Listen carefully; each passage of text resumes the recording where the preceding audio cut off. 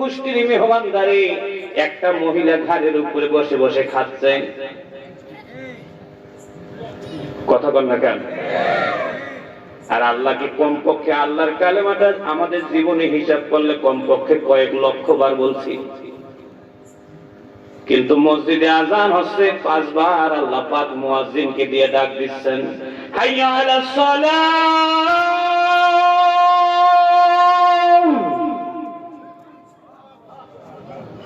ইমানদার বলতেছে, তুমি তোমার কাম করো, আমি আমার কাম করি। কথা কর না তো, আরেকটু জোরে কর। আল্লাহ 5 বার মসজিদে ডাক দিচ্ছে, আপনি সাড়া দিলেন না। বউ বলল সারিয়ানো এনে দিলেন, আর আল্লাহ বলল মসজিদে যাও, মসজিদে যান না। কথা কর না কেন? রমজান মাস আসলে আপনার গ্যাস্ট্রিক বাড়ে। কথা বলেন। হজের সময় আসলে আপনার ঋণ হয়।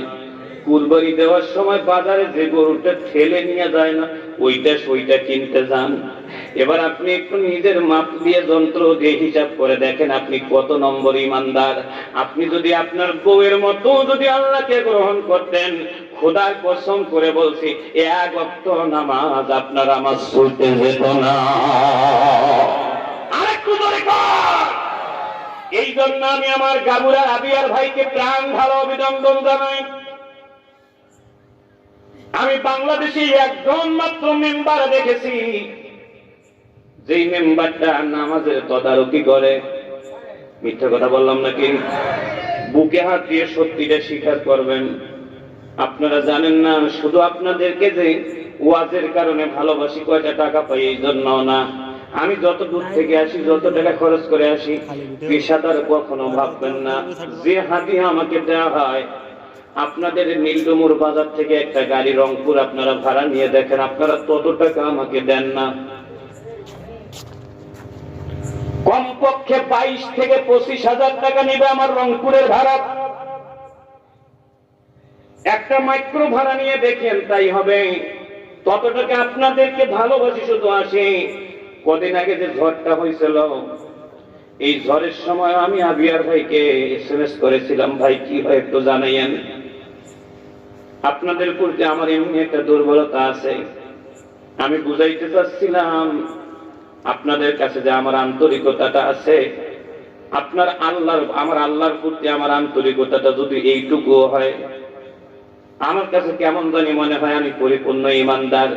বউয়ের প্রতি যতটুকু আন্তরিকতা আছে, ততটুকু আন্তরিকতাও যদি আল্লাহর উপরে হতো, খোদার কসম করে বলছি, গভীর রাতে বউকে যেমন আনন্দ বিনোদন দেওয়ার জন্য ঘুম থেকে জেগে ওঠেন, আমার আল্লাহর জন্য গভীর রাতে ঘুম ভেঙে তাহাজ্জুদের নামাজও পড়তে। কথা বলেন না কেন? আরেকটু জোরে কর। আপনারা একটু মেহেরবানি করে বলুন, আমাদের ইমানের মধ্যে ঘাটতি আছে না নাই? আরেকটু জোরে বলেন, ঘাটতি আছে না নাই? মুখ দিয়ে বললেন আল্লাহর উপরে বিশ্বাস করি, আর কাম দিয়া বললেন আযান হস্ত হোক, আমি আমার কাম করি। আমার আবিয়ার ভাইকে প্রাণ ঢালা দোয়া করি, ভাইটাকে যেন আল্লাহ আরো বড় জায়গায় নেয়। একটু আমিন বলেন। আরেকটু জোরে জোরে বলেন আমিন। নামাজের তদারকির আসলে দায়িত্ব হলো মেম্বারদের, চেয়ারম্যানদের, এমপিদের। কথা বল না কেন? ওরা যদি তদারকি করত, দেশে নামাজি বেনামাজি খুঁজে পাওয়া যেত না। আমার ওইদিকে আজকে যাওয়ার দরকার নাই। আমি ইমান বুঝাচ্ছি, আল্লাহর উপরে ইমান আনতে হবে। একটু জোরে জোরে বলুন, ইমানের মধ্যে কি কোনো ভেজাল রাখা যাবে? আর একটু জোরে বলেন, যাবে। আপনার বউয়ের ভাগ আপনি কাউকে দিবেন নাকি? যারা যারা দিল কথা বললো না, তারা দিবে মনে হয়। আপনারা জোরে বলেন, বউয়ের ভাগ আমরা কাউকে আপনারা দিবেন নাকি? আমার বউয়ের ভাগ, আপনারা খুব আমাকে ভালোবাসেন, আমি আমার বউকে কি আপনার জন্য দেব নাকি? আমি আমার আল্লাহকে ভালোবাসি, আমার আল্লাহর ভাগ আমি কাউকে দেব না। আমার আল্লাহকে আমি ভালোবাসবো, অন্যরা ভালোবাসবো অন্যের মতো, কিন্তু আমি আমার আল্লাহকে আক্রমণ করার সুযোগ পৃথিবীর কোন কুলাঙ্গারকে দেব না। এইটাকেই বলা হয় ঈমান। আরেকটু জোরে বলা হয়, বলেন, এইটাকেই বলা হয় আরো জোরে। ঈমানের 2টা শাখা, একটা আল্লাহর উপরে উঠে গেল, পরের শাখাটা হলো রসুলের উপরে বিশ্বাস। কষ্ট হয়? আর একটু জোরে বলেন, কষ্ট হয়? রসুলের উপরে বিশ্বাস, আমাদের নবীজির উপরে বিশ্বাসটা একটু ব্যতিক্রম হবে। যারা আলেম ওলামা আছেন তারা নোট করবেন, আলোচনাটা আজকেরটা সম্পূর্ণ। চুপ করেন একবারে।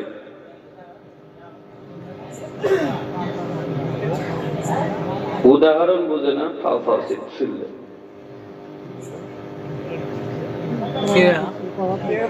আরেকবার ওনাকে বুঝায় বলি আমি কি বলছি, নইলে কালকে আবার চিল্লায় বেড়াবে বউর সাথে আল্লাহকে তুলনা করছে। আমরা আমাদের বউকে যতটুকু ভালোবাসি ততটুকু ভালোবাসি বাঁচতাম যদি আল্লাহকে। আপনারা একটু জোরে জোরে বলুন, তাহলে কি আমাদের এক ওয়াক্ত নামাজ কাজা হতো? আর একটু জোরে, আর একটু জোরে। রমজান মাসে রোজা ছুটে যেত। বউ যে ভাউচার দেয়, পিয়ে জানো মরি জানো, আমরা একটু জোরে বলুন, আনি নাকি আনি না? আল্লাহ তো একটা ভাউচারের গ্রন্থ দিয়েছে কোরআন। আপনারা একটু জোরে জোরে বলুন, এই ভাউচারটা আমরা কতবার মানছি? একটু জোরে কর না। তাকেও তো কালেমা পড়ে নিয়েছেন না বিনা বিনা কালেমা নিয়েছেন? আপনি তাকেও গ্রহণ করেছেন কালেমা পড়ে, আমার আল্লাহকেও কালেমা পড়ে। তার ভাউচারটা দৈনিক হয়, আল্লাহ ভাউচারটা এককালীন দিয়েছে। আমি এইটাই বুঝাইতে চেয়েছি যে যতক্ষণ পর্যন্ত আমাদের ভালোবাসা গ্রহণ করাটা একেবারে ডাইরেক্ট হবে না, ততদিন পর্যন্ত আমরা কোনোদিন খাঁটি ঈমানদার হতে পারবো। এবার হচ্ছে কি মুরব্বী, আপনাকে মানতে হবে। আমি ওই মাত্র একটা বক্তা যে শ্রোতাদেরকে মানাবো, আপনি যদি মনের মধ্যে দুর্বলতা রেখে মানছি বলেন তাহলে মুনাফিকি আছে। আর যদি ভালো করে বলেন মানছি, তাহলে হাত তুলে বলেন। এবার হয়েছে? আলহামদুলিল্লাহ। একটু ধরে বলেন আলহামদুলিল্লাহ। বউ কি কারোর সাথে তুলনা হয় নাকি? আল্লাহর বউ আছে, ছেলে আছে, দাদা আছে, নানা আছে, ভাই আছে, চাচা আছে, নানা আছে। আল্লাহ তো আল্লাহ। এটা গ্রহণের বেলায় হচ্ছে। ইনি আমাকে দেখে যত সুন্দর জড়ায় ধরলেন, এই হুজুর আমাকে দেখে যত সুন্দর করে জড়ায় ধরলেন, আমাদের মধ্যে একটা হৃদ্যতা আছে না নাই? এরকম হৃদ্যতাও যদি আল্লাহর উপরে থাকতো, তাহলে এদেশে আওয়ামী লীগ, বিএনপি, জামাত, জাসদ, জাকপা মারামারি কি হতো? একটু জোরে বলেন, হতো? ইমানের 72 শাখা দিয়েছেন, একটু অপেক্ষা থাকেন। যদি আপনারা সময় দিতে পারেন আমার আপত্তি নেই, ফজর বানায় দেবো আজকে। থাকবেন আপনারা? একটু জোরে বলেন, থাকবেন? থাকবেন? এখনো 1 নম্বর হয় নাই, 72টা কাজের অর্ধেক হলো। এবার রাসূলের উপরে বিশ্বাস, আমার রাসূলের উপরে বিশ্বাসটা হবে ব্যতিক্রম। আলেম ওলামাদেরকে বলছে আমাদের নবীটাই হলো আলাদা, অন্যান্য নবীর মতো নন। আদম হচ্ছে আদমের নবী, আদমের যুগের নবী। মুসা আলাইহিস সালাম হচ্ছেন মুসার যুগের নবী। ঈসা আলাইহিস সালাম হলেন ঈসার যুগের নবী। হযরতে নূহ হলেন নূহের যুগের নবী। কিন্তু আপনার আমার নবী হলেন আদমের যুগের নবী, মুসার যুগেরও নবী, ঈসার যুগের নবী, আমাদের যুগের নবী, ইন্তেকালের পরের নবী। চিৎকার মেরে বলেন আল্লাহু আকবার। আরেকটু জোরে বলেন আল্লাহু আকবার। এবার বলবেন হুজুর দলিল নেন, দলিল ধরেন। কোরআন শরীফ 28 পারার 11 পৃষ্ঠা 3 লাইন, 61 নম্বর সূরাটির নাম সূরা আস-সাফ। আয়াত নম্বরটা হলো 6। ওয়াইদ ক্বালা ঈসা ইবনু মারইয়াম ইয়া বনি ইসরাঈলা ইন্নী রাসূলুল্লাহি ইলাইকুম মুসাদ্দিকাল লিমা বাইনা ইয়াদাইয়া মিনাত তাওরাতি ওয়া মুবাশশিরাম বিরাসূলিন ইয়াতি মিন বা'দি ইসমুহু আহমদ। আরেকটু জোরে জোরে বলতে হবে আল্লাহু আকবার। হযরতে ঈসা আলাইহিস সালাম তার জাতির লোকগুলোকে বললেন যে আমার পরে একজন নবী আসবে, ওই নবীটার নাম হবে আহমদ। সে আমাদের তাওরাত এবং ইনজিল জবুরের কিতাবের সত্যতা ঘোষণা করবে। সুবহানাল্লাহ বলবেন না? আর একটু জোরে বলবেন না সুবহানাল্লাহ? সাক্ষী দিতে গেলে উপস্থিত থাকতে হয় নাকি হয় না? আর একটু ধরে বলেন উপস্থিত থাকতে হয় নাকি হয় না? যে সাক্ষী দেখে না এটা এই সাক্ষী বলা হয়। আমার দিকে তাকান, মুসনাদে আহমদের মধ্যে পড়লাম আল্লাহ আদম এবং হাওয়াকে জান্নাতে দিলেন, দিয়ে প্রথম প্রশ্ন করলেন আদম হাওয়া, জান্নাত 1 বছর দেখার পর রিপোর্ট করবা জান্নাতে তোমাদের কোন জিনিসটা বেশি ভালো লেগেছে। জান্নাতি 1 বছর মানে দুনিয়ার 70,000 বছর।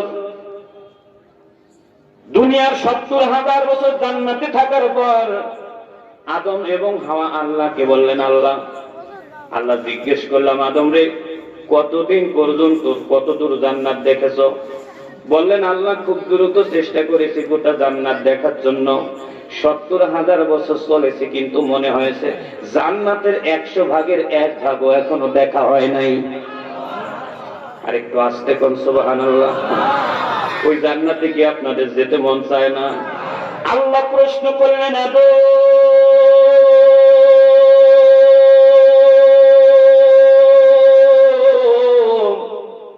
তুমি তোমরা দুজনে একটুখানি বলো তো জান্নাতে তোমাদেরকে সবচেয়ে কি ভালো লেগেছে?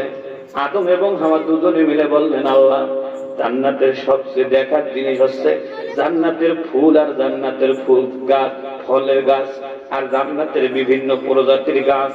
মাবুদ, আমরা তাকিয়ে দেখেছি জান্নাতি গাছের এমন একটা পাতা নাই যে পাতার মধ্যে মুহাম্মদ নামটা লেখা নাই। আরেকটু জোরে বলেন আল্লাহু আকবার। জান্নাতি ফুলের মধ্যে এমন একটা পাপড়ি পাওয়া যাবে না যে পাপড়ির মধ্যে জান্নাত মুহাম্মদ কথাটা লেখা নাই। ওগো দয়াবান আল্লাহ, জান্নাতের মধ্যে জান্নাতে পাতায় পাতায় মুহাম্মদ কথাটা যখন মিট মিট মিট মিট করে জ্বলে, আমাদের কাছে মনে হয় গোটা জান্নাত সুন্দর হওয়ার জন্য 1 নম্বর কারণ হলো মুহাম্মদ। চিৎকার করে বলেন আল্লাহু আকবার। আপনারা একটু মেহেরবানি করে বলুন জান্নাতে আমার নবীজি ছিলেন নাকি ছিলেন না? আদম আলাইহিস সালাম 350 বছর কাটলেন। এই শ্রীলঙ্কায় এসে 350 বছর পর আল্লাহকে বললেন আল্লাহ জান্নাতি পাতায় মুহাম্মদ দেখছিলাম, এখন মনে পড়েছে মুহাম্মদ নিশ্চয়ই তোমার আপন কেউ হবে। ওগো দয়াবান আল্লাহ, মুহাম্মদ যদি তোমার আপন কেউ হয়ে থাকে আমাকে মাফ করে দাও। আমার আল্লাহ ওহী নাযিল করলেন, ওগো আদম এই দোয়াটা যদি তুমি এখন না করে আজ থেকে আরো 10 বছর আগেও করতে, কিংবা জান্নাত থেকে বের হয়ে জান্নাতের দরজায় যদি বলতে আল্লাহ মাফ করে দাও, আমি তখনই তোমাকে মাফ করে দিতাম। যাও যাও, মুহাম্মাদের নাম যখন নিয়েছো আমি মাফ করে দিলাম। তো জোরে জোরে বলেন আদমের যুগে আমার নবী মুহাম্মদ ছিল নাকি ছিল না? বুঝাচ্ছি ইমানটা নবীর উপরে কিভাবে রাখতে হবে। আমাদের দেশে গাদ্দারের অভাব নাই, কথা বল না কেন? এমনও গাদ্দার আছে নবীকে বড় ভাইয়ের মতো ভালোবাসতে বলে, কথা বল। এমনও গাদ্দার আছে নবীজির নামটা ভালো পর্যন্ত করে নিতে পারে না। এমনও গাদ্দার আছে বিশ্ব নবীকে সম্বোধন করতে পারে না। নূহ আলাইহিস সালামের যুগে এবার দেখি নবী আছে কিনা, আমাদের নবী ছিল কিনা। মাসনাদে মালিমুন নাজাতের মধ্যে সূরা মায়েদার 67 নম্বর আয়াতের মধ্যে পড়লাম, হুজুর নোট করে নেন, তাফসিরে কুরতুবিতে আপনি পেতে পারেন। ইয়া আইয়ুহার রাসূল বাল্লিগ মা উনজিলা ইলাইকা মির রাব্বিকা। এই আয়াতের তাফসিরের মধ্যে পড়লাম আল্লাহ নূহকে ডেকে বললেন নূহ রে নৌকা বানাও। নূহ আল্লাহকে বললেন আল্লাহ নৌকা যে বানাবো গাছ কোথায়? আল্লাহ বললেন লোহিত সাগরের কিনারায় আমি একটা গাছ বানিয়ে রেখেছিলাম, আদম একটা গাছ লাগিয়ে রেখেছেন, ওই গাছটা কেটে আনবা। নূহ আলাইহিস সালাম গাছের কাছে গিয়ে আল্লাহকে বললেন মাবুদ 40 জন আমার উম্মত, আমরা 40 বছর যদি চেষ্টা করি ওই গাছ কেটে আমরা তক্তা বানাতে পারবো না, ওটা এত মোটা হয়েছে। আল্লাহ দেখে বলেন নূহ রে এই গাছ তোমাদেরকে কেটে কাটতে হবে না, এই গাছ কাটার দায়িত্ব দিয়েছি আমি একজনকে, তার নাম উস বিন ওনক। কি নাম? আর একটু জোরে বলতে হবে, উস বিন ওনক। তুমি তাকে গিয়ে আমার পক্ষ থেকে বলো সেই গাছ কেটে দেবে। উস বিন ওনকের কাছে গিয়ে বলল গাছটা কেটে দিতে বলেছেন আল্লাহ। উস রাজি হয়ে আল্লাহর নবী নূহকে ডেকে বলছেন নূহ আল্লাহ বলেছেন গাছ কেটে দেব, কিন্তু জামানার পয়গম্বরের কাছে আমার আশা একবার, আমি 3 বেলা চাই না, সকালের নাস্তাটা আপনি একটু দয়া করে আমাকে খাওয়াবেন। আল্লাহু আকবার জোরে বলেন, আরেকটু জোরে জোরে বলেন আল্লাহু আকবার। আপনি একটুখানি আমাকে সকালের নাস্তাটা খাওয়াবেন। নূহ আলাইহিস সালাম দুইটা শুকনো রুটি এনে দিয়েছেন, ডেকে বলেন মেহমান, এর বেশি আমার দৌলতে নাই, দুটো রুটি। উজবি কোনক রুটি দুটা দেখে 32টা দাঁত বের করে নূহকে বলেন, নূহরে এক গাছে খাই এরকম 200 রুটি, প্রতিদিন 30 গাছ খাই, মাত্র 6000 রুটি লাগে প্রতিদিন সকালবেলা। কয় হাজার? আরো জোরে, জোর হলো না, মাত্র 6000 রুটি লাগে, তুমি কেমন করে আমার এই রুটি দিচ্ছ? আল্লাহু আকবার। নূহ আলাইহিস সালাম আল্লাহকে ডেকে বললেন, আল্লাহ আমি গরিব মানুষ, কষ্ট করে ওর জন্য দুটো রুটি দিয়েছি, ওর নাকি এক গাছে 200 লাগে, আরো যত বড় মুখ লাগারই কথা। উচ্চতাটা বলি, নূহ আলাইহিস সালাম আর উজবিন নক কত বড় উসানিটা ছিলেন। উজবিন নকের কাছে যখন নূহ আলাইহিস সালাম গিয়েছে, এই যে হুজুরের হাঁটু দেখতেছেন, খাড়া করেন তো হুজুর হাঁটুটা, এই হুজুরের যে হাঁটু দেখতেছেন, নূহ আলাইহিস সালাম উজবিন নকের এরকম পায়ের কাছে এসে দাঁড়াইছেন। নিচে সাত হাদিসে বলা হয়েছে, পাঞ্জাবিতে আমরা পায়ের গোড়া আর হাঁটুর মাঝখানে যে নেসফে সাত করি অর্ধেক, অর্থাৎ নূহ আলাইহিস সালাম উজবিন নকের এই হাঁটুর নিচ অর্ধেকের অর্ধেক পর্যন্ত ছিলেন। আল্লাহু আকবার জোরে কর। বুঝেন নাই? আপনারা কি বুঝতে পারছেন? হাঁটু এবং পায়ের গোড়ার অর্ধেক উঁচু ছিলেন নূহ। নূহই ছিলেন 60 হাত। মারহাবা কর, আর একটু জোরে বলেন 60 হাত। নূহ ছিলেন এমনিতেই 60 হাত, ওই 60 হাত যদি হাঁটুর অর্ধেক হয়,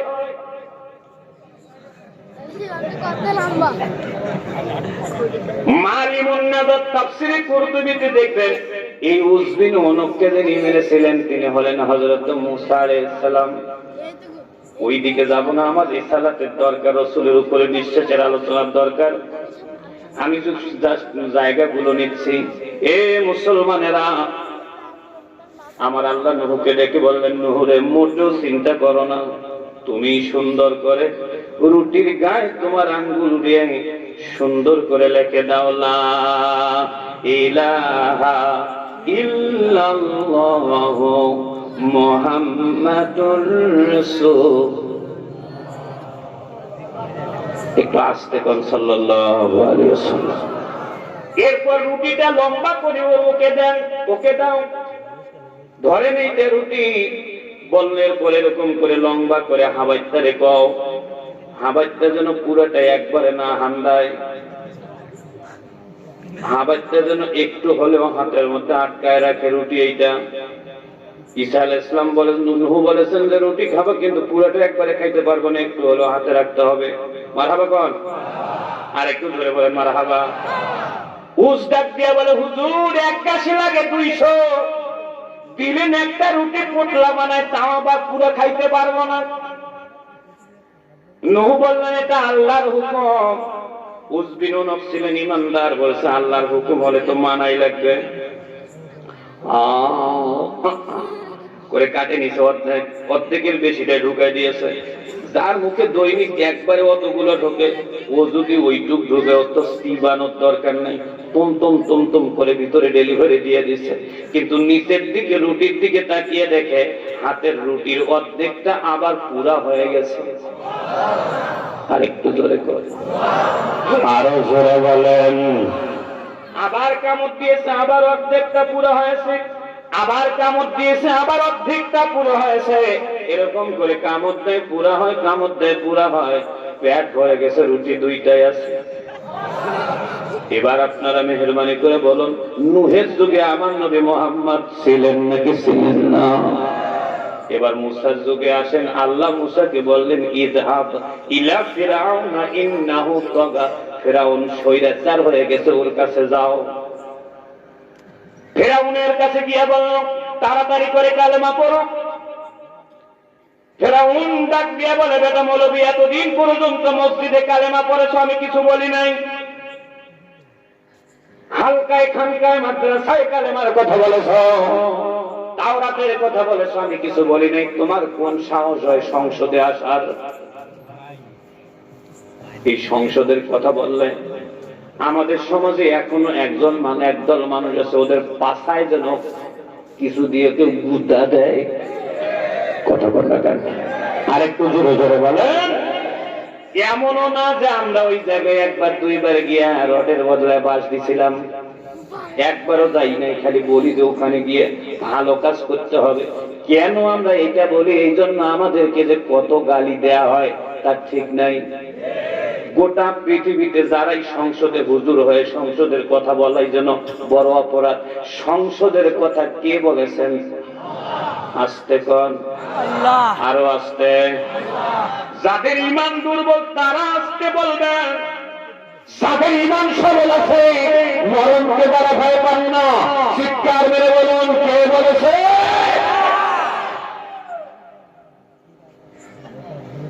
ফিরাউন কই কালেমা পড়বে কিনা?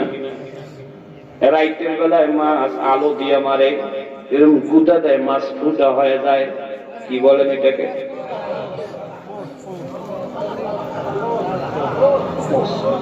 কোষ। কোথায় জানি ওয়াজ করলাম, জিজ্ঞেস করলাম ওইটাকে কি বলেন? কয় পাছা।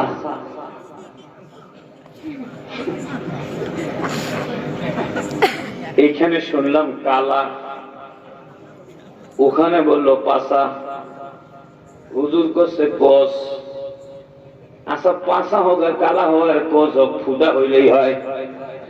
কথা বল না কেন? একটু ধরে বলেন না। মাছ তো ফুটা হবে। ফেরাউনকে মেরে ফেলার জন্য কোষ নিল। মুসা আলাইহিস সালাম জানির ভুঁয়ে দিছে, দৌড় দিয়ে একটা গুহার মধ্যে লাফিয়ে আল্লাহকে ডাক দিয়া বলে, আল্লাহ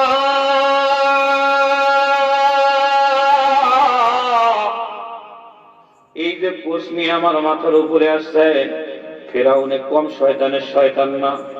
গুহার উপরে দাঁড়ায়, কোষটা এরকম করে মাথার মধ্যে টাচ করে কিন্তু গুটা দেয় না। বলতেছে তোমার টাইম দিলাম, আমার এই খোদা কোয়া নইলে তোরে গুদা দিয়ে মারবো। মুসা আলাইহিস সালাম আল্লাহকে দেখে বলেন, আল্লাহ কি করব? জিবরিল এসে বলেন, হুজুর আমি একটা 2 নম্বরই বুদ্ধি দিতে পারি। মুসা আলাইহিস সালাম বলেন, ওই 2 নম্বরই বুদ্ধিটা আবার কি? বলছে হুজুর আমি যতটুকু জানি আল্লাহর সাথে ডাইরেক্ট সম্পর্ক একজন নবীর আছে, ওই নবীটার নাম হলো মুহাম্মদ। হুজুর আপনি ওই মুহাম্মাদের নামে আপনি একবার দরুদ শরীফ পড়ে দেখেন, আমার আল্লাহ গুহার ভিতরে আপনাকে হেফাজত করে দিবে। এটাকে ইলমে মারিফাত বলা হয়। জোরে বলুন এটাকে কি বলা হয়? ইলমে মারিফাত বলা হয়। মুসা আলাইহিস সালাম একবার পড়ে নিলেন সাল্লাল্লাহু আলাইহি ওয়াসাল্লাম। একবার দরুদ পড়লে 30টা লাভ। জোরে বলেন কয়টা?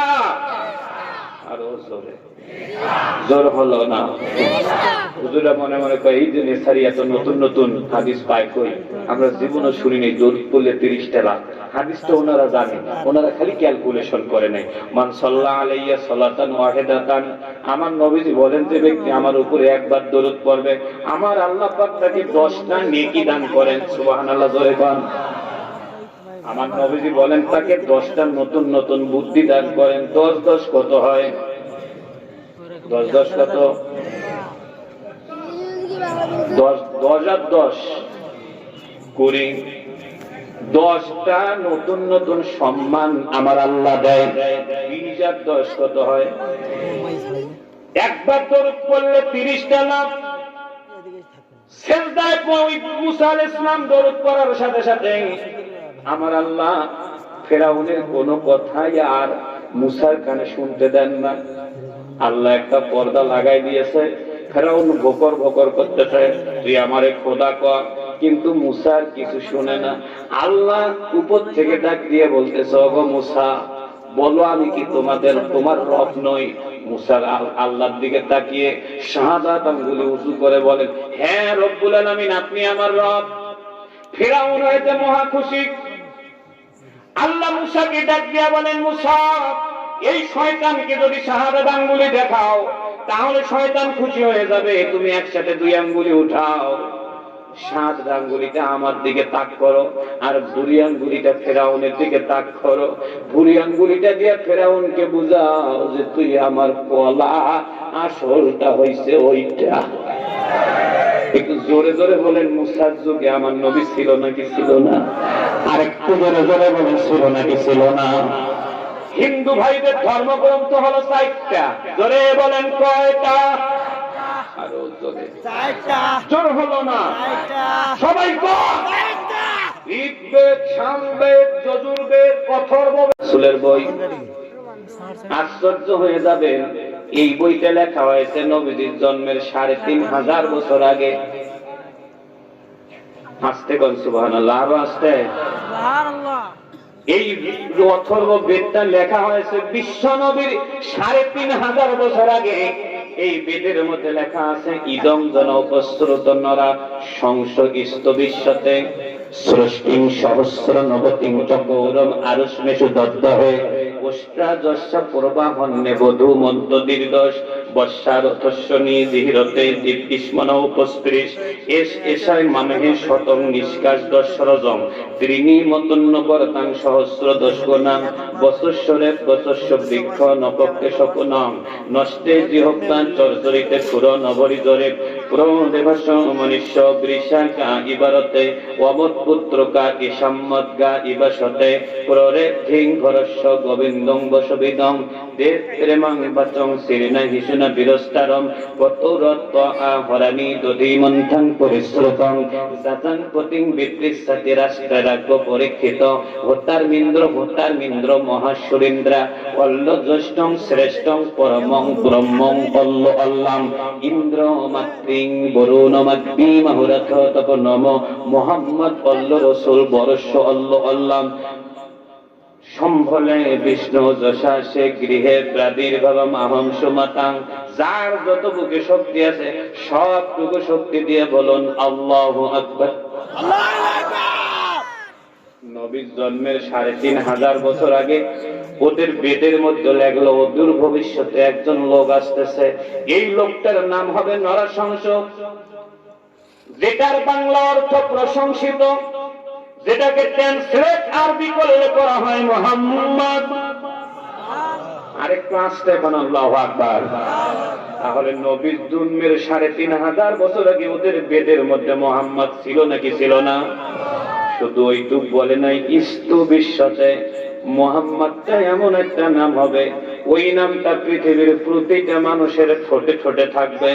আমার আল্লাহ কোরআনেও তাই বললেন, ওয়ারাফা'না লাকা যিকরা। আরো আস্তে কোন আল্লাহু আকবার, আরো আস্তে, আরো আস্তে। কোরআনেও বললেন, ও নবী আপনার জিকির থাকবে সবার উপরে। আমরা হিন্দু ধর্মের দেবতাদের নাম জানি না, ভারতে গিয়ে বলবেন ওদের বড় দেবতাকে বলবে ভগবান, আসামে গিয়া বলবেন ওদের বড় দেবতা কবি বলবে গণেশ, আর এক জায়গায় গিয়া বলবে ঠাকুর, আর এক জায়গায় গিয়ে দেখবেন ওরা বলবে হনুমান, আর এক জায়গায় গিয়ে আর এক প্রদেশে গিয়ে দেখবেন ওদের 1000 দেবতার নাম ওরা ওদের মধ্যেই বিভক্ত আছে। কিন্তু মুহাম্মদ একটা নাম, এই নামটা হিন্দুও জানে যে ওটা মুসলমানদের নেতা, খ্রিস্টানরাও জানে ওটা মুসলমানদের নেতা, ইহুদিরাও নামটা জানে যে ওটা মুসলমানদের নেতা। আমার আল্লাহ বলেছেন, ইস্তু বিশ্বতে মুহাম্মাদের নামটা পৃথিবীতে যত জাত আসুক না কেন, প্রতিটা জাতের মানুষ মুহাম্মাদের নামটা ভালো মতো জানবে।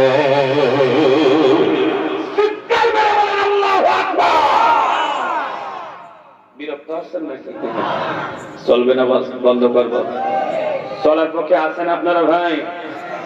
আর বেশি লম্বা করবো না, গুছিয়ে ফেলেছি কথা। নবতিঞ্চক গৌরম মুহাম্মাদের আর একটা বৈশিষ্ট্য হবে, সে কালেমার দাওয়াত দিবে দেশে, ওদেরকে নির্যাতন করা হবে, মুহাম্মদকে নির্যাতন করা হবে। তাই ফের ইতিহাস বললাম, আমরা ওয়াজ করি, আগেই বলি ভাই আমাকে 50,000 দেয়া লাগবে, এরকম বক্তা বোধহয় বাংলাদেশে নাই। 70,000 লাগবে। আমি মাঝে মাঝে কই ওদেরকে ধরে পিটানো দরকার, টাকা নিয়ে যদি ওয়াজ করবি তা পাঞ্জাবি গায়ে দিয়ে করিস কেন? কথা বল না, টাকা নিয়ে যদি ওয়াজ করবি, চুক্তি করে যদি করবি, এই নিয়ে বুঝবেন না যে আমরা টাকা নিই না।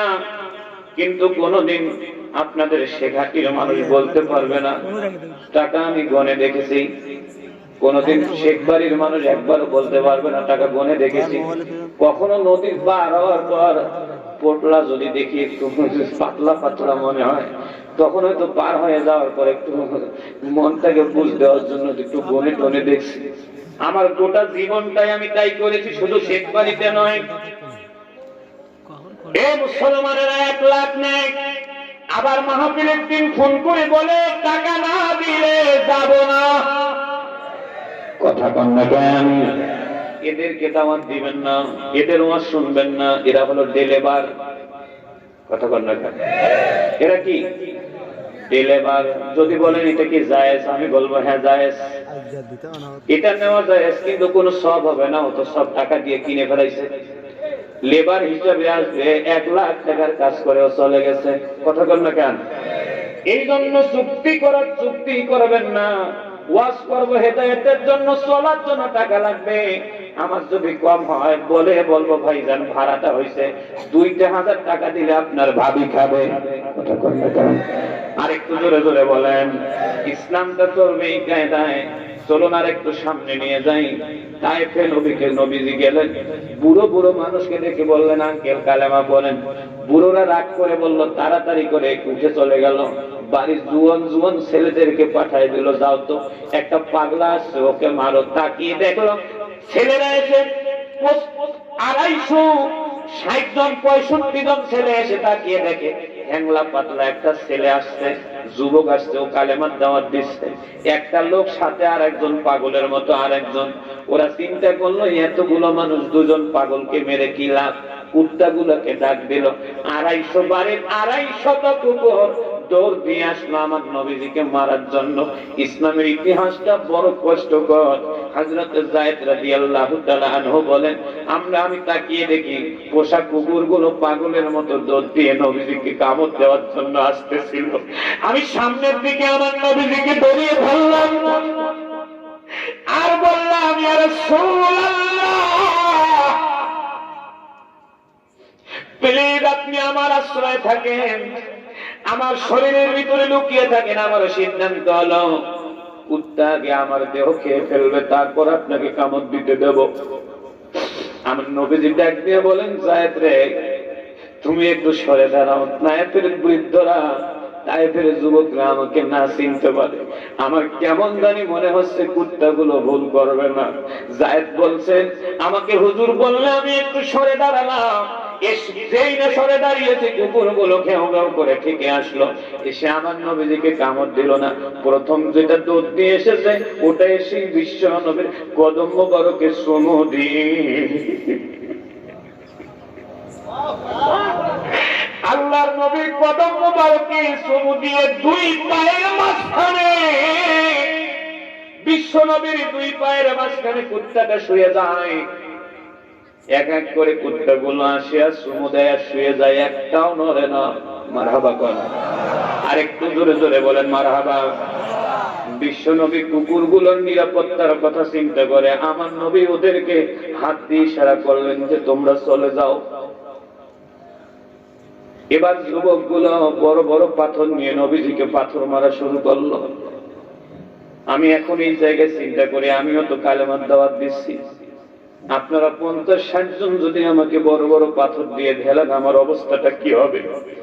যায়েদ ইবনে হারেসা বলেন, নবীজি অজ্ঞান হয়ে গেলেন, আমার কাছে পানি ছিল, জ্ঞান ফিরালাম।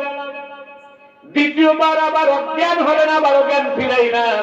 তৃতীয়বার অজ্ঞান হলেন, বিশ্ব নবীকে জ্ঞান ফিরাইলাম। তৃতীয়বার নবীজির পায়ের দিকে লক্ষ্য করে দেখি মাথা থেকে পা পর্যন্ত এত রক্ত নিচে পড়েছে। নবীজির পায়ের জুতা এবং পা রক্ত জমাট বেঁধে শক্ত হয়ে গেছে। হাত দিয়ে জুতা খুলতে গিয়ে দেখি এত জমাট হয়েছে, পায়ের গোড়া খুলে আসতেছে, কিন্তু নবীজির জুতা খুলতেছে না। আমি চাকু দিয়ে কষ্ট করে নবীজির পা থেকে জুতা আলাদা করলাম কেটে কেটে। আল্লাহর নবীর জ্ঞান ফিরলে আমাকে ডাক দিয়া বলে, যায়েদ আমাকে একটু পানি দাও। যায়েদ বলেন, আমার কাছে 1 ফোঁটা পানিও নাই। তাড়াতাড়ি করে একটা পাতিল নিয়ে, একটা বর্তন নিয়ে তায়েফের বাড়ি বাড়ি ঘুরতে গেছে। প্রতিটা বাড়ি বাড়ি ঘুরে বেড়ায়, কোন মহিলা পানি দেয় না। মুসনাদে আহমদের মধ্যে লিখেছে, এক মহিলা একটু গরম পানি দিয়েছে হযরত যায়েদকে। যায়েদ পানির রং আর দুর্গন্ধ লক্ষ্য করে মহিলাকে জিজ্ঞেস করলেন, মা এত খারাপ পানি দিলেন কেন? মহিলা ডাক দিয়ে বলেন, যায়েদ তোমার মুহাম্মাদের জন্য প্রস্রাব করে দিলাম।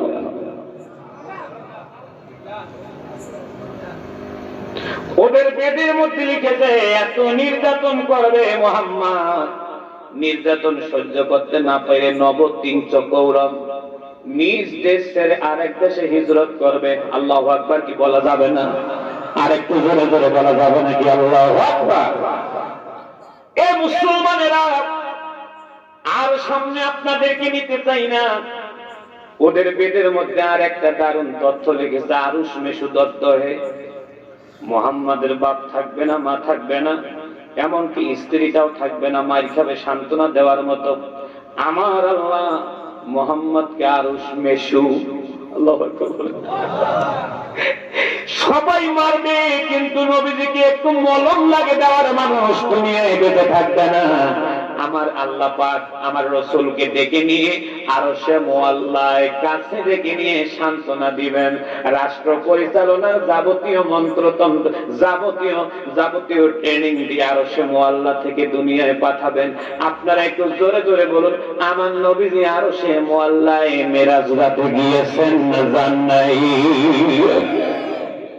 কষ্ট হয়? আরেকটু জোরে বলেন, কষ্ট হয়? আমি রাসূল বুঝাচ্ছি, আপনার রাসূলের উপরে ঈমানটা কি রকম হবে? আমরা তো এমনি মনে করি মুহাম্মাদুর রাসূলুল্লাহ, আরে রাসূল মুসার মতো রাসূল নয়। মারহাবা কর। আমার রাসূল ঈসা আলাইহিস সালামের মতো রাসূল নন, আমার রাসূল নূহ আলাইহিস সালাম, দাউদ আলাইহিস সালামের মতো রাসূল নন। ওদের বেদের মধ্যে লেখলো, সম্বলে বিষ্ণু যশাসে গৃহে প্রাদুর্ভাবা মাহম সুমাতাম। মুহাম্মদ যে দেশে জন্ম নিবে ওই দেশটার নাম হবে সম্বল। সংস্কৃত থেকে মোবাইলে ট্রান্সলেট করলাম, দেখি তো সম্বল শব্দের অর্থ কি। একেবারে ভাটাস করে বাহিরে হয়ে গেল শান্তির স্থান। শান্তির স্থানে ট্রান্সলেট করে দেখি এটার আরবি হলো বালাদিল আমিন। আমি এবার কোরআন শরীফ খোঁজা শুরু করলাম যে কোরআন শরীফে বালাদিন আমিন দেখি তো কোন জায়গাটাকে বলা হয়েছে। এরপরে একটা সূরা পাইলাম, ওই সূরাটা বোধহয় আপনাদের এদিকেও আছে, সূরা ওয়াত-তিন ওয়াজ-জাইতুন। আছে নাকি ভাই? একটু জোরে জোরে বলেন, আছে নাকি? আছে। এরপরে সূরা ৩ পড়া শুরু করলাম, পড়তে পড়তে পাইলাম ওয়াত-তিন ওয়াজ-জাইতুন ওয়া তুরি সিনিন ওয়া হাদাল বালাদিল আমিন।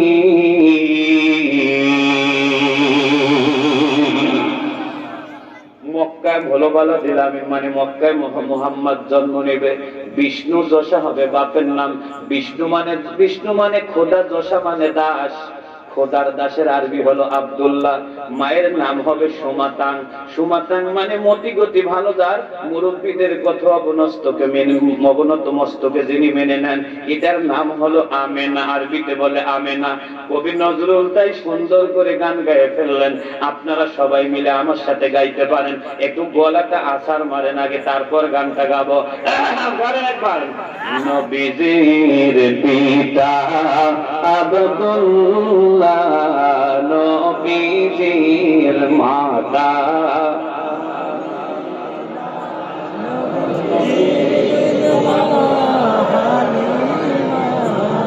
নবীজির রওজা।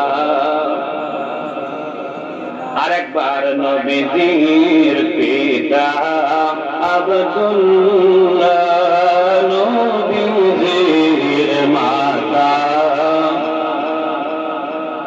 নবীজির দুধমা হালিমা, নবীজির রওজা মদিনা, ইয়া নবী সালাম, ইয়া রাসূল সালাম, ইয়া হাবিব সালাম আলাইকা সালাওয়াতুল্লাহ।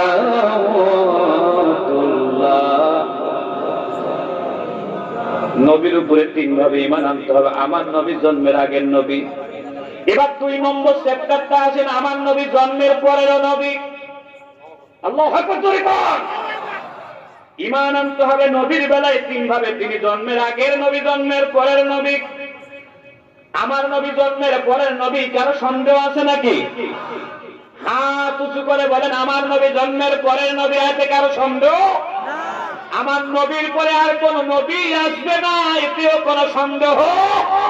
মা কানা মুহাম্মাদুন আবা আহাদিম মির রিজালিকুম ওয়ালাকিন রাসূলুল্লাহি ওয়া খাতামান নাবিয়্যিন। আমার নবী ইন্তেকালের পরের নবী, কারো সন্দেহ আছে? আদম চলে গেছে, তার শরীয়ত গেছে, মুসা গেছে, তার তাওরাত গেছে, দাউদ গেছে, তার জাবুরও চলে গেছে, ঈসা আলাইহিস সালাম গেছে, তার ইনজিল গেছে, কিন্তু বিশ্ব নবী চলে গেছে। আজও পর্যন্ত কোরআন শরীফ দুনিয়ার জমিন থেকে বিদায় নেয় নাই। তার নবী নামারণ, তার মানেই হলো আমার নবী মরার পরেও নবী। আরেকটু আস্তে কোন আল্লাহু আকবার, আরো আস্তে, আরো জোরে কোন আল্লাহু আকবার। বিশ্ব নবীকে প্রস্তাব করা হয়েছিল, হুজুর আপনাকে আল্লাহ আরশে মুআল্লার কাছে রাখতে চায়। ইব্রাহিমকে সিদরাতুল মুনতাহায় রেখেছে, বাইতুল মামুরের কাছে ইব্রাহিমকে রাখা হয়েছে। আপনি তো আল্লাহর দোস্ত, আল্লাহ আপনাকে আরশের পাশে রাখতে চায়। আমার নবীজি হাউমাউ করে কান্দেন আর বলে, ওগো জিবরাইল আমি যাব না উপরে। জিবরাইল কয় কেন যাবেন না? কয় ঈসা যাওয়ার কারণে তার উম্মতের উপরে ভূমিকম্প হয়, উম্মত ধ্বংস হয়ে গেছে, আগুন এসে ওদেরকে মেরে ফেলেছে। মুসা যাওয়ার কারণে তাদের উম্মত ধ্বংস হয়ে গেছে। আমি যাদের জন্য তায়েফে মার খেয়েছি, যাদের জন্য উহুদে দাঁত দিয়েছি, যাদের জন্য আমার জীবনটা বিলিয়ে দিয়েছি, আমার উম্মত যেই জমিনে হাঁটা চলা করবে, আমি মুহাম্মদ ওই জমিনে থাকবো রে। জিবরাইল তুমি আমার আল্লাহকে কও, আমি আর চাই না জমিন, চাই না আমার উম্মত যেখানে ঘুমাবে, আল্লাহু আকবার, আমার উম্মত যেখানে ঘুমাবে আমি সেখানে থাকবো। আপনারা এবার জোরে বলেন আমার নবীজি ইন্তেকালের পরও নবী কিনা? আরেকটু জোরে বলেন ইন্তেকালের পর নবী কিনা? এবার আপনারা বলেন তো গরুর বাছুর কিসের মতো হয়? একটু জোরে বলেন। ছাগলের বাচ্চা, মুরগির বাচ্চা, হাঁসের বাচ্চা। এবার আপনারা একটু জোরে বলুন নবীর উম্মত হবে কার মতো? আপনারা বললেন নবীর উম্মত হব আমরা, নবীর প্রতি আমার বিশ্বাস আছে। এবার আপনারা জোরে বলবেন, আওয়াজ তোলে, গলাতে একটু খ্যাকর দেন, আসতে বললে মনে করবো দুর্বলতা আছে। আপনারা একটু জোরে জোরে বলেন আপনার নবী ছিলেন দাঁড়িয়া না বেদারিয়া? আরো জোরে জোরে কর। আপনার নবী ছিলেন দাঁড়িয়া না বেদারিয়া? আমার দাড়ি হবে না বেদারিয়া হবে? কথা কয় না রে বাবা। যার যার দাঁড়িয়ে আছে আওয়াজ তুলতেছে, যার যার দাঁড়িয়ে চুপ করে বসে আছে, থাকে না, আমার কোনো আপত্তি নাই। আমার কিছু পরিচিত ভাই আছে, মুসমুস করে হাসতেছে আর করছে, হুজুর মনে হয় আমার দিক তাকায় তাকায় করছেন। না ভাই, আমি আপনার দিকে তাকাচ্ছি না, আপনি আমাকে বিষয় দিয়েছেন মুমিনের, মুমিন বান্দার কাজ কি। আমি যদি কোনো একটা গোপন করি আল্লাহর দরবারে আমাকে জবাব দেওয়া লাগবে। একটু জোরে বলেন জবাব দেওয়া লাগবে কিনা? আমার নবীজি আপনারা জোরে জোরে বলেন টুপিওয়ালা ছিল না বিনা টুপিওয়ালা? আমার মাথায় টুপি থাকবে না টুপি থাকবে না? এই মাঠে দেখেন এখনো অনেক ঈমানদার আছে যারা বলল নবীর প্রতি আমি ঈমান এনেছি, মাথায় টুপি নাই। খুঁজে দেখেন পাবেন আপনারা, আছে না নাই? নবীজির দাড়ি ছিল, আমার দাড়ি থাকবে। নবীর টুপি ছিল, আমার টুপি থাকবে। আপনারা এবার জোরে বলেন তো নবী পাঞ্জাবিওয়ালা না শার্টওয়ালা? আরেকটু জোরে বলেন পাঞ্জাবিওয়ালা না শার্টওয়ালা? ইমান ইমান ইমান ইমান ওয়াজ করেন, এর গভীরতা তো কেউ যায় না। আর আমাদের বাংলাদেশের ওয়াজ হয়েছে অনেক আপ টু ডেট, স্টেজে উঠে গরম গরম ওয়াজ করে আর মনে করে এটা জিহাদের ময়দান। এরপর যখন পুলিশ আসে তখন বোরখা গায়ে দিয়া পালায়। কথা বল না, এটা কি করে? এটা কি জিহাদের ময়দান? আরেকটু জোরে কর। আমার পূর্বে সম্ভবত তৃতীয় বক্তা একটা দামি কথা বলেছিলেন, ওয়াজের মাহফিল গুলা হচ্ছে কোরআনের ক্লাস। কথা কর না কেন? ওই যে একজন মুরব্বী মাঝখান থেকে বলেছিল, আপনি বউয়ের সাথে তুলনা করলেন কেন?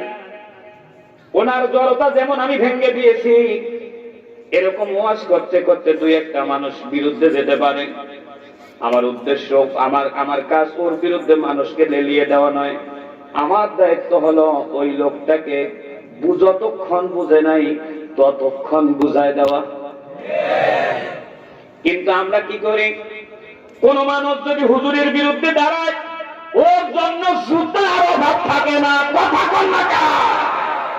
এইরকম করতে করতে আমরা বাংলাদেশে ওয়াজের ময়দানটাকে বাস দিয়েছি। এখন আর ওয়াজ হচ্ছেই না, ওয়াজে পুলিশ আসে। কথা কন না কেন?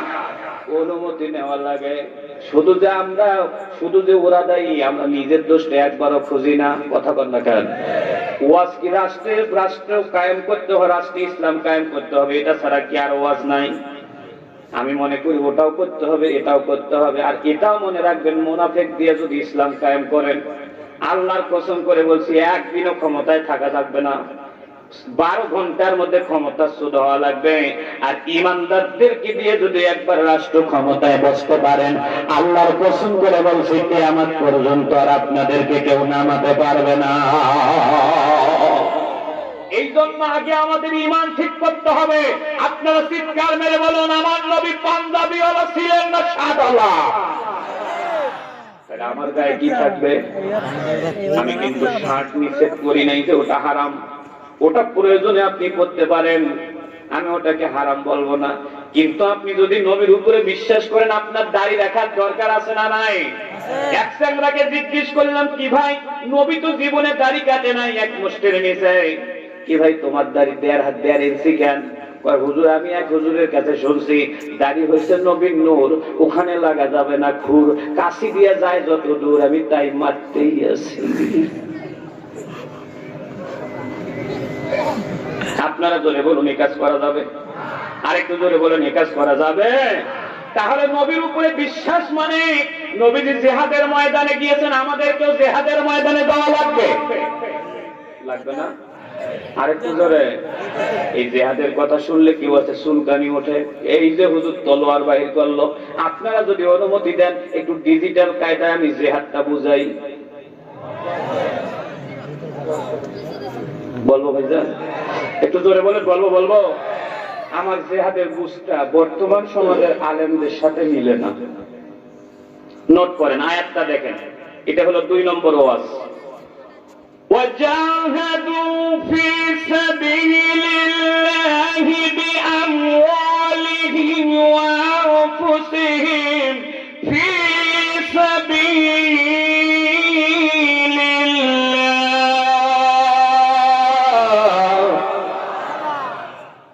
মুমিনের 1 নম্বর কাজ হচ্ছে আল্লাহ রাসূলের উপরে বিশ্বাস। এই 2 ঘন্টা গেছে আমার এই একটা ওয়াজ করতে। 1 নম্বর কাজ আল্লাহ রাসূলের উপরে বিশ্বাস। এবার 2 নম্বর কাজ, জিহাদ করতে হবে কার উপর? আরেকটু ধরে বলেন, কার উপর? আমাদের বাংলাদেশের মুন্সিরা যে জিহাদ করে, স্টেজে ওঠে, একেবারে সামনে এখন টেবিল থাকে, একটু 10 মিনিট পর পর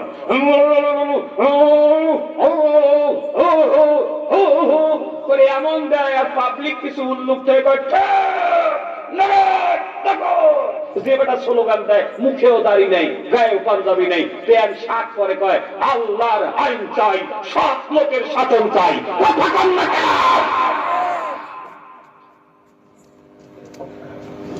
নামাজও পড়ে কিনা তাও ঠিক নেই। আরো জোরে করেন, আরেক জোরে কথা বলেন। আমি ইসলামী রাষ্ট্রের এই সব স্লোগানের বিরুদ্ধে না, কিন্তু যারা নেতৃত্বে থাকবে, নেতা হবে তারা, যার আমল যত ভালো হবে সে তত বড় নেতা হবে। আমার বিশ্বনবীর একজন সৈনিক ছিলেন না যাদের মুখে দাড়ি ছিল না। কথা বলেন না কেন? স্লোগান দিবে তারা যারা তাহাজ্জুদ গুজারি। কথা বলেন না কেন? স্লোগান দিবে তারা যারা 5 ওয়াক্ত নামাজ পড়ে। স্লোগান দিবে তারা যাদের গায়ে পাঞ্জাবি আছে। নেতৃত্ব দিবে তারা যারা তাহাজ্জুদে ওঠে, আমার আল্লাহর দরবারে গভীর রাতে কাঁদতে পারে। নামাজ নাই, কলম নাই, গায়ে শার্ট নাই, গায়ে শার্ট মাথায় টুপি নাই, দাড়ি থাকলো বিরাট কোহলির মতো একটু দাড়ি নিয়ে ইসলামের ঝান্ডা নিয়ে আগানো সম্ভব নয়। বিকাউলিন ফাহুয়া মিনহুম, তোমার আচরণ যার মতো তার সাথে তোমাকে গণ্য করা হবে। আমার দিক তাকান, কষ্ট হয়? একটু জোরে বলেন, কষ্ট হয়? ওই কে জানি কয় আপনারা এখন না কেন, ওইটাই ওই দিকে যাচ্ছি বাজান। আপনি আমার ওয়াজ ধরে ফেলাইছেন, কষ্ট হয় আপনাদের? একটু জোরে বলেন, কষ্ট হয়? আমি এটাকে ক্লাস মনে করেছি, জেহাদ। আরে জেহাদের ওয়াজ করতে গেলে আগে তো বুঝ বলতে হবে জেহাদটা আসলে মোরালটা কি। বিয়ে করছিলাম আমরা, ভালো করে বুঝবেন, কান সিমটায় খুব স্পর্শকাতর ওয়াজ। বিয়ে করছিলাম আমরা, কবুল বলে বউ নিলাম, বাসর ঘরে বাসর হলো। বাসর হওয়ার পর পরদিন রাত্রি বেলায় ভালোই আনন্দ বিনোদন হলো। বেচারা বউকে বেশি খুশি করার জন্য সকাল বেলা গেছে শ্যামনগর, বউরে একটু দই মিষ্টি, সোনো পাউডার, আলতা, লিপস্টিক, কিছু প্রকাশ্যে কিছু গোপনে, কিছু সবার সামনে কিছু গোপনে এনে দিবে। বাজার থেকে নীলডুমুর বাজার এসে গাবুরার নৌকায় উঠে পার হয়েছে, পার হয়ে বাড়িতে গিয়ে দেখে গাবুরার আর এক ছেলে ওর বউর মাথা টিপতেছে, ঘাট টিপতেছে, হাত টিপতেছে, বলতেছে ভাবি হেভি লাগতেছে আপনাকে। আপনারা একটু জোরে জোরে বলেন তো, মেহেরবানি করে বলুন, বাজার থেকে আনা দই মিষ্টি মনে হয় ছেলেটাকে খাইতে দিবে? দিবে? এই ওয়াজ নেত্রকোনায় করতে গিয়ে 83 বছরের এক বুড়ে, একটা দাঁত নাই, লাফ দিয়ে উঠে কয় আমি ওর দুটা দিয়ে পিটাবো। আমি জিজ্ঞেস করলাম দাদু এটা করবেন কেন? ও আমাকে বুড়া কয়, আমার মুরব্বী বলতেছে। আমি বললাম দাদু এটা করবেন কেন? বুড়ার তো দাঁত নাই, দাঁত না থাকলে যেরকম কয় আমার বিয়া কলা বউয়ের গায়ে হাত দিও কেন? ঠিক কর, আরেকটু জোরে কর, আরেকটু জোরে জোরে বলেন। আমরাও তো একটা মেয়েকে এমনি কবুল বল, এমনি এমনি বউ বানাই নাই, ওকে কালেমা পরে বউ বানাইছি। সেই কালেমাটা ছিল আলহামদুলিল্লাহ বা কবুল। আমরা তো আল্লাহকে এমনি এমনি আল্লাহ বানাই নাই, আমরা তো আল্লাহকেও আল্লাহ বানাইছি একটা কালেমা পরে লা ইলাহা। রসুলকেও তো আমরা এমনি এমনি রসুল হিসেবে মানি নাই, আমরা তো মনে প্রাণে বলেছি মুহাম্মাদুর। আমরা বউকে যেমন গ্রহণ করেছি কবুল কালেমা পরে, আল্লাহকেও গ্রহণ করেছি কালেমা পরে। তাহলে আমার কালেমা পড়া বউয়ের গায়ে কেউ যদি খাও ফাও হাত দেয়, আমরা জুতা খুলবই। যারা যারা শয়তান টাইপের এরকম কিছু পুরুষ থাকতে পারে, বিয়ে করছি কি হয়, বিয়ে করছি তা থেকে আমার বউ যে ইচ্ছা সেই ধরতেই পারে, এরা ছাড়া সবাই জিহাদ করবে। কথা কর না কেন? আরেকটু জোরে বলেন না কেন? এখানে এরকম কোন লোক আছে নাকি যে বউ আপনার নিসারি হুজুর, বড় হুজুর, আমি একটু আপনার বউয়ের মাথায় হাত দিয়ে গেলাম, ভাবি আপনার চুলগুলো খুব সুন্দর, হাত না হয় সামন দিয়ে নাই দিলাম, পিছন দিয়ে যদি এরকম করে দেয়, আমার মনে হয় না যে আমি নীলডুমুর নদী পার হইতে পারবো। পারবো কি? বড় হুজুর বলে কি আমাকে সাথ দিবেন? আপনার বউকে যদি আমি রাস্তায় ধরে অপমান করি তাহলে আপনি কি আমাকে সাথ দিবেন? সাথ দিবেন না। একটা বলে ওই বলটা হলো কালেমা। কথা বললে সেই কালেমাটার নাম ছিল কবুল। আমরাও তো আল্লাহকে কবুল, আল্লাহকেও কালেমা পরে গ্রহণ করেছি, রসুলকেও কালেমা পরে গোসল গ্রহণ করেছি। আপনারা যদি আমার আল্লাহকে গালি দেন, আমার রসুলের উপরে আক্রমণ করেন, আমার আল্লাহর ব্যাপারে উল্টা পাল্টা বলেন, আমার রসুলকে অপমান করেন, আল্লাহর দেওয়া ভাউচারের কোরআনের বিরুদ্ধে কথা বলেন, আমরা তো লুচ্চা না যে বউয়ের বিরুদ্ধে, বউকে তোমরা কি করবা করবা, আমরা চুপচাপ থাকবো। আমরা হলাম আদর্শের নবীর আদর্শ সৈনিক, আল্লাহর খাঁটি বান্দা। তোমরা আল্লাহর বিরুদ্ধে কিছু বললে আমরা একটা প্রতিক্রিয়া দেখাবো, সেটা লাঠিও হতে পারে, জুতাও হতে পারে, কারণ আমরা যে যেরকম ইমানদার আমাদের প্রতিবাদটা হবে সেরকম। এইটার নামই হলো জিহাদ। এটার নাম কি? আরেকটু জোরে, আরো জোরে। এইটার নাম হলো জিহাদ। এটার একটা মোরাল আলোচনা আছে, সেটা হচ্ছে কি, মোরাল একটা বিষয় আছে। ভিতরে একটা মারিফতের বিষয় লুকানো আছে। বলবো পুরো আলোচনার মধ্যে লুকিয়ে আছে যে জিনিসটা, সেটা হলো তোমরা যতক্ষণ আমার আল্লাহকে খোঁচাবা না ততক্ষণ আমরা তোমাদের বিরুদ্ধে কিছু বলবো না। আর আসতে কোন আরো আসতে, তোমরা যতক্ষণ আমার নবীদের বিরুদ্ধে উল্টা পাল্টা বলবা না আমরা কোনো কিছুই করব। তোমরা যতক্ষণ পর্যন্ত আমার আল্লাহর কোরআনকে আক্রমণ করবে না ততক্ষণ আমরা কথা বলবো। তার মানে কি দাঁড়াইলো? মোরালটা কি দাঁড়াইলো? এই জন্য একটা মাঠে অনেক লোক লাগে, শিক্ষিত লোক থাকলে এই পয়েন্ট গুলো বাইর করতে পারে। দাঁড়াইলোটা কি জেহাদের কারণ আমরা না ওরাই? ওরা না না খোঁচাইলে আমরা চুলকাই না। আরেকটু জোরে বলেন, ওরা না খোঁচাইলে আমরা চুলকাবো? ওরাই চুলকাবে আর আমরা কিছু বললে আমাদেরকে মৌলবাদী বলে গালি দিবেন আর আমরা চুপসে যাব। এটার নাম কি জেহাদ? আরেকটু জোরে বলেন, এটার নাম কি জেহাদ? আপনার বউকে আরেকজন হাত টিপবে, আরেকজন ধমক দিবে, বউ তোমারটা কি, ও কি শখ নয়? আপনি কি দমিয়ে থাকবেন? আরেকটু ধরে বলেন, দমিয়ে থাকবেন? তাহলে আজকে থেকে আমরা সিদ্ধান্ত গ্রহণ করব, আজকের গাবুরার সর্বশেষ কথাটা হলো আমার আল্লাহর উপরে, আমার রাসূলের উপরে, আমার কোরআনের উপরে যে যেখান থেকে যে অবস্থান থেকে আক্রমণ করতে গেল আমি আমার জায়গায় বসে যদি চরিত্রবান আল্লাহ প্রেমিক রাসূল প্রেমিক হয়ে থাকে তাহলে বসে থাকতে পারবো না। আমাদেরকে প্রতিবাদ করতে হবে, করতে হবে। কারা কারা দিয়ে দিল আমার আল্লাহকে দেখায় না।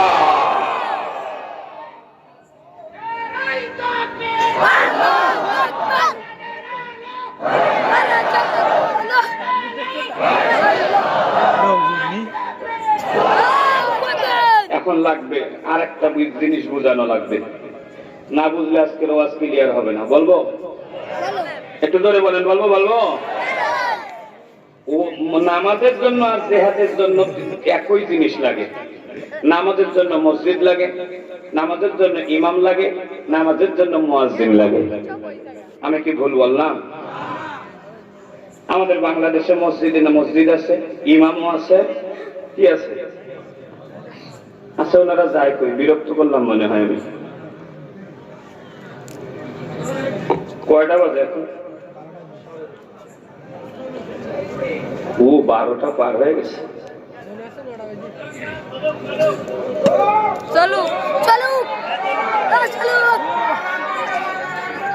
আমি কি বললাম চলবে না?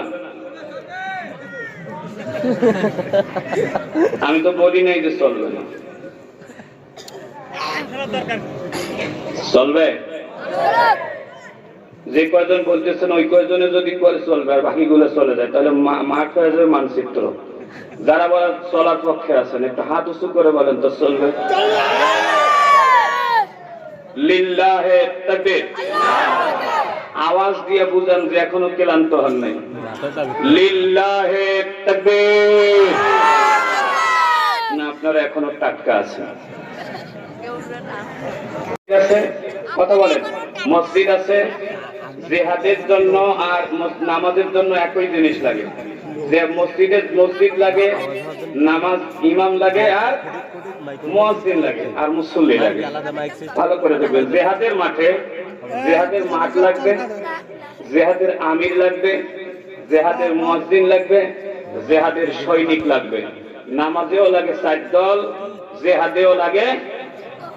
এইটা কিন্তু তাত্ত্বিক আলোচনা, হুজুর এই গুমর জীবনে ফাঁস করে দিবে না। আমাদের বাংলাদেশে মসজিদ আছে বলে নামাজ কায়েম আছে, কিন্তু আমাদের বাংলাদেশে জিহাদের মাঠ নাই। আর একটু জোরে কন, আরো জোরে কন। কোন ইসলামিক স্কলার থাকলে আমার সাথে আসতে পারেন। আমাদের বাংলাদেশে জিহাদের মাঠ থাকলেও নাই। 2 নম্বর জিহাদের আমির, আর একটু জোরে বলেন, জিহাদের আমির। 3 নম্বর জিহাদের মুয়াজ্জিন, জিহাদের সৈনিক আছে। জোরে বলেন, সৈনিক কিছু আছে যারা জিহাদের জন্য জীবন দিতে প্রস্তুত। তাহলে আছে একটা নাই। এখন বলবেন যে হুজুর কে বলছে জিহাদের মাঠ নাই? গোটা দেশ বাংলাদেশের মাঠ।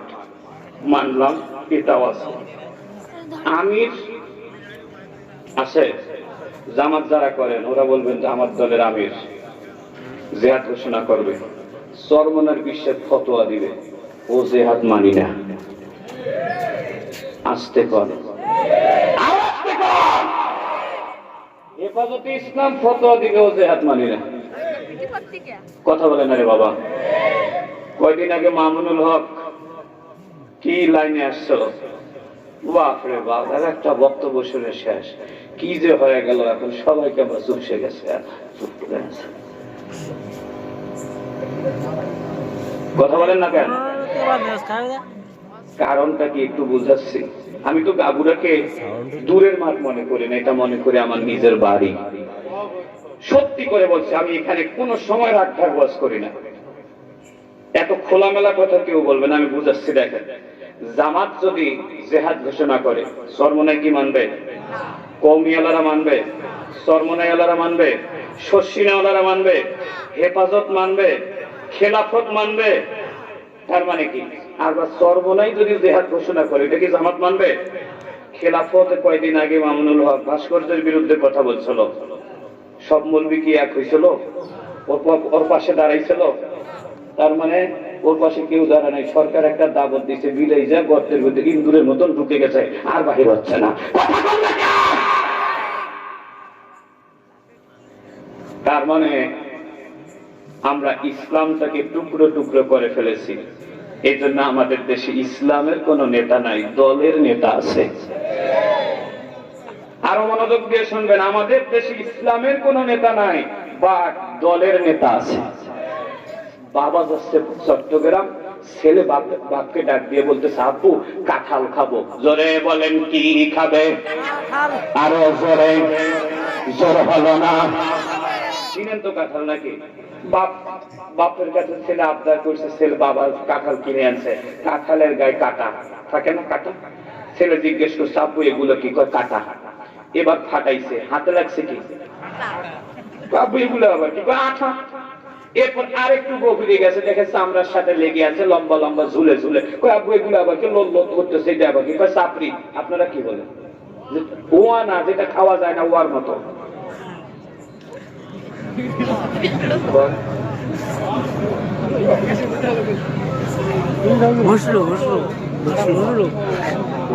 কাঁঠালের যেটা খাওয়া যায় না, ওয়ার মাঝে মাঝে থাকে।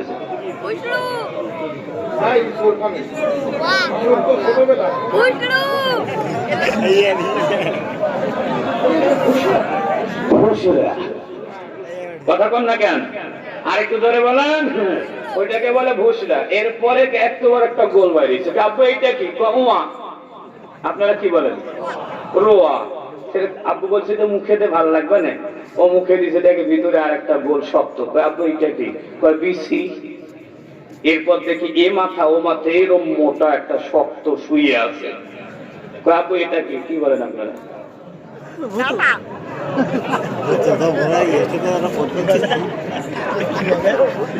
কি বলেন? না না, ভিতরে যেটা মোটা থাকে,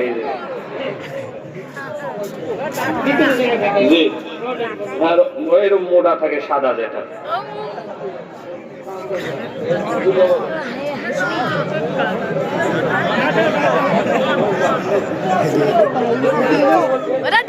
একটা তো ডানটি বাইরে থাকে, ওটার ভিতরে একটা মোটা থাকে না, ওইটা কি বলেন আপনারা? ভূত। ভূত। এখন ছেলে করছে, আব্বু কাঁঠাল কোনটা? ওইটা কাটা, এইটা আঠা, এইটা চাপড়ি, এইটা রোয়া, ওইটা বেশি, এইটা ভূত্র। কাঁঠাল কোনটা? বাপ ছেলের গায়ে একটা থাপ্পড় দিয়ে, গালে একটা থাপ্পড় দিয়ে বলছে, সব কয়টাই মিলে কাঁঠাল। আরেকটু ধরে কন, আরো ধরে কন। আজ থেকে যতদিন পর্যন্ত আমার প্রিয় মাতৃভূমি বাংলাদেশের ইসলামিক দলগুলোর মধ্যে বিভক্তি দূর হবে না, এরা সবগুলো একত্রিত হয়ে কাঁঠাল যতক্ষণ পর্যন্ত আঠায় কাটায় রুয়ায় বিশি পুত্রা ডান্তি নিয়ে কাঠানি হয়ে দাঁড়াবে না, ততদিন পর্যন্ত জিহাদ করা সম্ভব না, সম্ভব না, সম্ভব না। কথা কন না কেন? আর একটু জোরে কন। এই জন্য আল্লাহ কাঁঠালের গায়ে কাটা দিয়েছে, যাতে সহজে কেউ গুঁতা দিতে না পারে।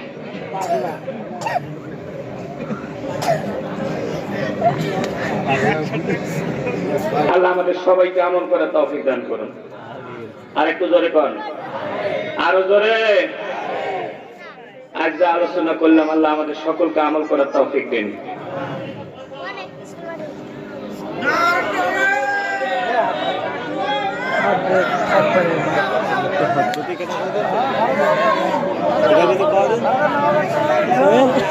নামাজের হালতে বসেন, একজনও উঠবেন না।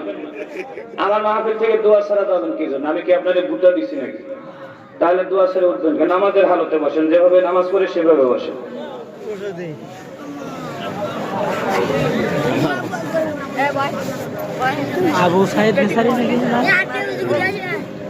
আমি কি আপনাদের কষ্ট দিলাম? একটু জোরে বলেন, কষ্ট দিলাম?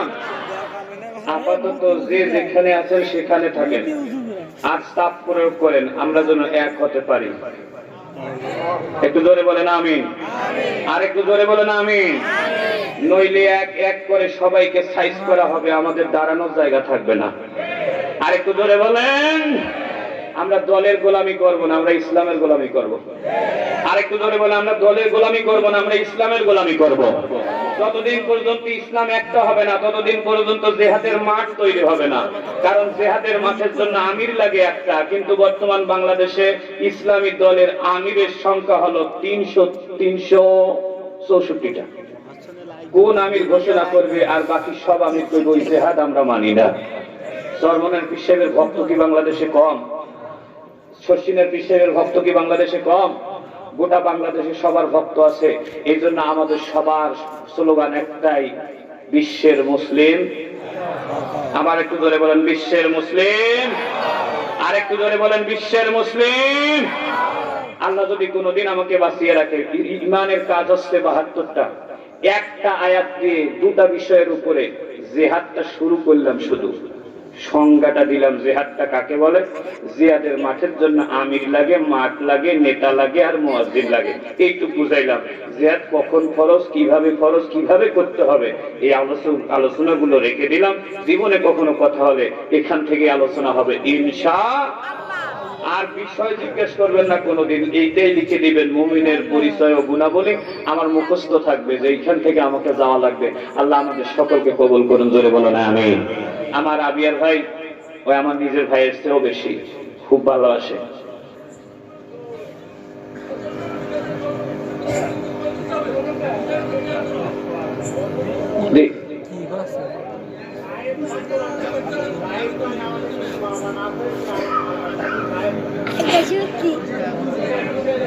আল্লাহ রসুল গায়েব জানেন কিনা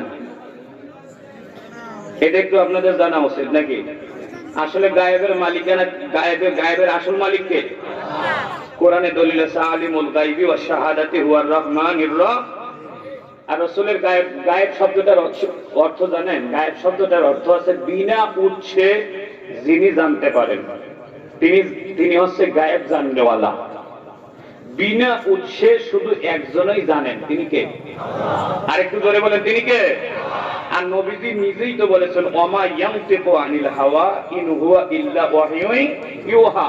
আল্লাহ আমাকে যা বলেন আমি তাই বলি, আমি আল্লাহর বাইরে একটা কথাও বেশি আমি জানি। তবে নবী আমার চেয়ে বেশি জানেন, কিন্তু ডাইরেক্ট এভাবে বলা ঠিক হবে না যে নবী গায়েব জানেন। নবী আমাদের চেয়ে বেশি জানেন, আমাদের চেয়ে আগে জানেন। আল্লাহ এবং রাসূলের সাথে নবীজির একটা পার্সোনাল সম্পর্ক আছে। দ্বিতীয় একটা স্তর আছে আল্লাহ রাসূলের মধ্যে, আমাদের এবং রাসূলের মাঝখানে একটা স্তর আছে, যেটা রাসূলুল্লাহ আমাদের চেয়ে বেশি জানেন। যেমন আলিফ লাম মিম, উলামায়ে কেরাম লিখেছে আল্লাহু আ'লামু ওয়া রাসূলুহু বিল মুরাদি বিহি ওয়াল কুরআনিল হাকিম। যে আলিফ লাম মিমের অর্থ আল্লাহ এবং রাসূল ছাড়া কেউ জানেন এখন আলিফ লাম মিমের অর্থ আল্লাহ জানেন আর রাসূল জানেন। তার মানে কি আল্লাহও জানে রাসূলও জানে, কিন্তু আল্লাহ এবং রাসূলের মধ্যে কিছু বিষয় আছে সেটা তাদের মধ্যে, কিন্তু আমরা ডাইরেক্টলি বলবো না, আল্লাহর জায়গায় রাসূলকে দাঁড় করাবো না যে আল্লাহ রাসূলও আল্লাহর মতো গায়েব জানে। রাসূল আমাদের চেয়ে বেশি জানে, সেটা আল্লাহই তাকে জানায়। কিন্তু এমনও হতে পারে যে আল্লাহ আমাদেরকে বলতে নিষেধ করেছেন, এই জন্য আলিফ লাম মিমের অর্থ আজ পর্যন্ত প্রকাশ হয়। ক্লিয়ার? আর ওই কোন থেকে কে জানি কি বলতে চেয়েছিলেন?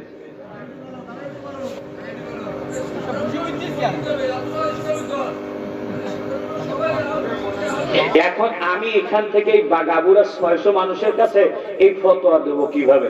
এখন আমি এই জন্য আগে একটা কথা বলছি, যে যেখানে আছেন ওইখানে আপাতত থাকেন, আর নিজ জায়গা থেকে অপেক্ষা করে না বলতে থাকেন যে আপনারা এক হন, আমি আপনার সাথেই আছি, আপনারা সবাই মিলে এক হন আর তাহাজ্জুদের নামাজে দোয়া করেন। আমি দল চেঞ্জ করতে বলতেছি না। আল্লাহ কবুল করুন, জোরে বলেন আমিন। আর একটু জোরে বলেন আমিন।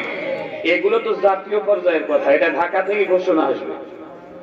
জাতীয় সোহরাওয়ার্দী উদ্যান থেকে বলা হবে আজকে থেকে তাবলীগ জামাত ফিনিশ, আজকে থেকে হেফাজতে ইসলাম ফিনিশ, আজকে থেকে খেলাফত আন্দোলন ফিনিশ, আজকে থেকে জামাত ইসলাম ফিনিশ, আজকে থেকে বাংলাদেশে যত নিবন্ধিত ইসলামী রাজনৈতিক দল আছে সব ফিনিশ। আমরা সব মিলে এক দল, সেই দলের নাম ইসলামের দল। আর আমি আবু সাইদ নিসারী এখান থেকে বলবো যে জামাতে দাসেন চরমনে আলারা কবে শালাদের নাই মুখে দাড়ি আর হুজুর যাইতে করছে ওইখানে। আমি কবে চরমনাইতে আসেন, আর ওরা কবে জামাতওয়ালারা কবে ওরা জেকের করতে করতে বাসে ওঠে হুজুর যাইতে করছে ওইখানে। আল্লাহ আমাদের সকলকে কবুল করুন, জোরে বলেন আমিন। ভাই মনে হয় কিছু বলতে চায়, উনি একটু বলুক, তারপরে দোয়া করে দিই।